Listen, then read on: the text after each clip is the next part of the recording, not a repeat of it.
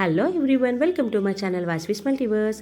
ఇప్పటికి నేను ఎక్కడికి బయలుదేరిపోతున్నానో తెలుసా? ట్రైన్ ఎక్కి వెళ్ళిపోతున్నానండి. ఏ ఊరు వెళ్తున్నానో గెస్ చేయండి. నేను ఎప్పుడు అక్కడ వర్క్ చేస్తున్నప్పుడు నేను మంత్లీ వన్స్ అయినా వెళ్ళేదాన్ని. బట్ ఇప్పుడు చాలా దూరం వెళ్ళిపోయాను కాబట్టి నాకు అవకాశం ఎప్పుడు దొరికితే అప్పుడు వెళ్ళాలని నేను కోరుకుంటున్నాను.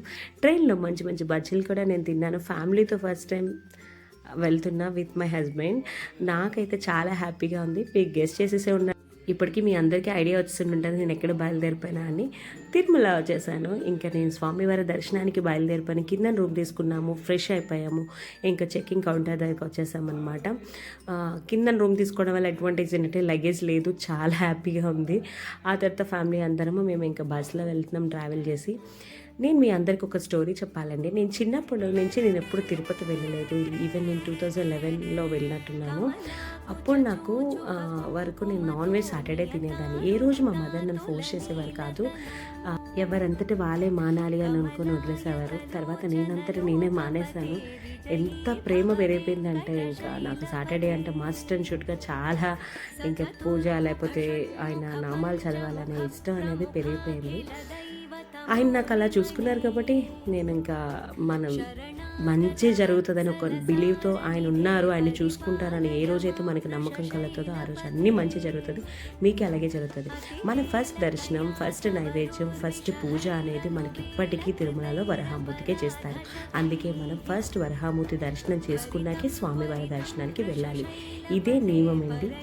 నేను ఫస్ట్ అక్కడికి వెళ్ళిపోతున్నాను. ఈ పుష్కర్ని ఘాట్ దాటి నాకు ఈ పుష్కర్ని చూడగానే నేను అంగప్రదక్షిణలు 23 టైమ్స్ చేశాను. ఇప్పటికీ నాకైతే చాలా హ్యాపీ. మరి ఇప్పుడు అవకాశం లేదు. ఇంతకు ముందు అయితే టోకెన్ వేసేవారు కాబట్టి డైరెక్ట్గా వెళ్ళి టోకెన్ తీసుకొని దర్శనంకి వెళ్ళాం. ఇప్పుడంతా ఆన్లైన్ సిస్టమ్ అయిపోయింది.